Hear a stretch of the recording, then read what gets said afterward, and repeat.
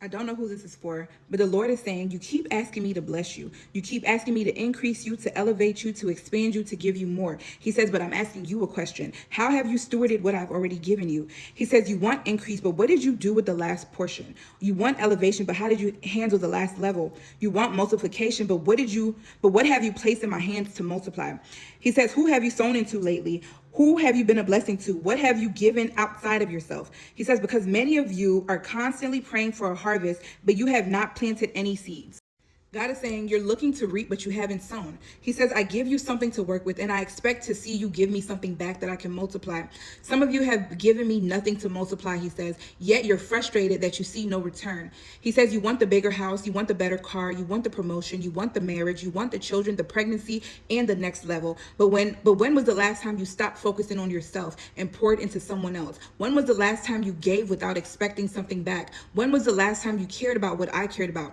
He says, I have presented multiple opportunities for you to sow, opportunities to give, opportunities to serve, opportunities to support, and opportunities to bless. He says, and you ignored them because it didn't directly benefit you.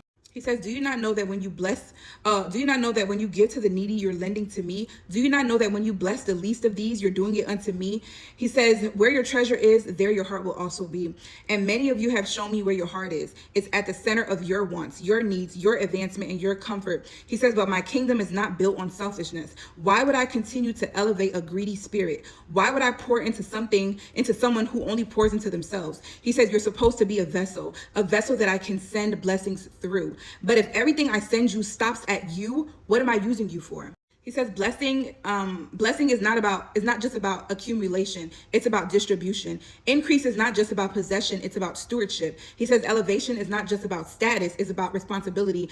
If what I give you never benefits anyone but you, then you have misunderstood the purpose of a blessing. He says it was never only about you. He says, show me what you've done with what I've already placed in your hands. Be faithful with the little, and then I will trust you with much. He says, sow generously, and you will reap generously. Care for what I care about, and I will trust you with more. I'm not looking for containers, he said. He said, I'm looking for conduits. And if you become a conduit, I will not run out of supply. If this word resonates with you, I ask that you take it back to the Father for confirmation so that he can give you instruction, direction, and clarity on what he wants you to do moving forward. Please don't try to make the word fit if it's not for you. If something is off, I see a lot of people in my comments and they're tussling back and forth on some of the words. But honestly, if the word doesn't fit for you, leave it. And God will confirm whatever is for you. You don't have to try to make nothing fit. You shouldn't be confused. There should be no confusion when the Lord gives you a word. But anyway, I just had to throw that in here. But I love you guys. And if it resonates with you, take it back to the Father as always. But we'll talk soon. I love you. Bye.